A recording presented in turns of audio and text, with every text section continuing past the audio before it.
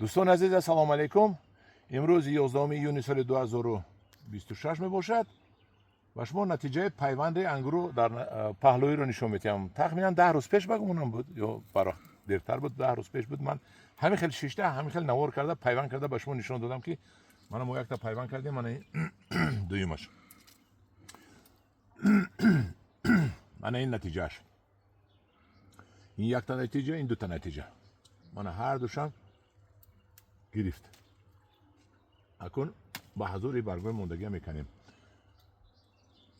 برای این با چیکار کردن در کار؟ اکنون نگاه بین کردن در کار. من این از پهلو برآمدگی پایانکش را میزنیم و تو اینکه خود رو نگیرد نهاده نو از پایان نزند. من اینش را پیوند زدیم، من شکفت، من نشون نزدیک آورده و در پایانش باز خوشچه انگور دارد. اینش بالایش کشمش تاجیکستان می شود، پایانش مانیکور فینگر. ما یک تا میمونیم، قسم پایان در یک تا میمونیم که از اینجا هم یک تا نهاده شود.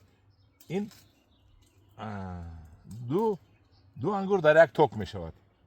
من این پیوندهای نتیجه پیوندهای تاک انگور ما که تقریبا اول ایون زدگی بودیم،